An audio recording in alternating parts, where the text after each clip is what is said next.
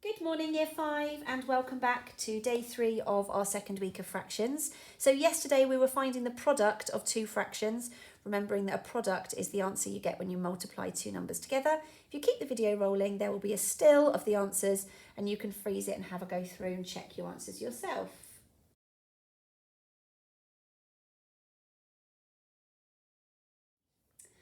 Okay, so moving on then. So today, the slight change today, the little bit of variation is that the fractions we're going to be multiplying together today include an improper fraction. So remember, that is when the numerator is larger than the denominator.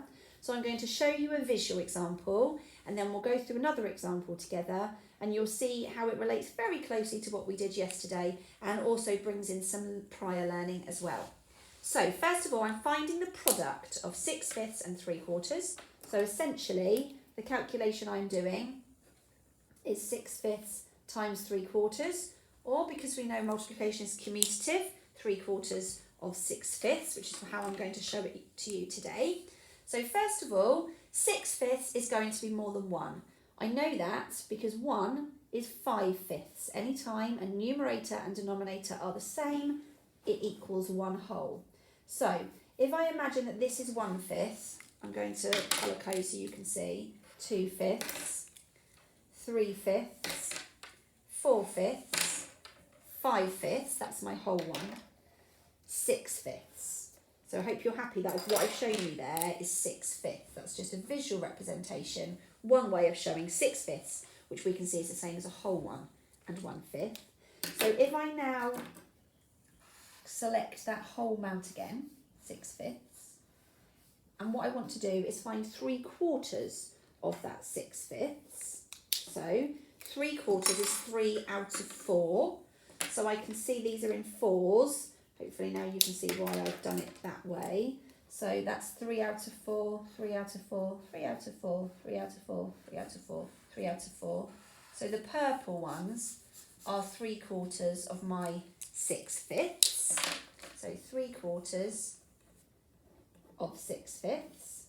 And then using the abstract that we used yesterday, we know that 3/4 of 6/5 is the same as 3/4 times 6/5. 3 times 6 is 18. 4 times 5 is 20. And I know that I can check this now visually because I've got 1, 2, 3, 4, 5, 6, 7, 8, 9, 10, 11, 12, 13, 14, 15. Those 3 could go here, 16, 17, 18. I've got 18 out of 20 equal parts. And then I can simplify that to 9/10. So for that one, the answer we came up with was still less than 1. So we can leave the answer like that. Let's do another one. This time, the answer is going to be more than a whole and I'll show you what you need to do. So we've got 3/7 times 14/5.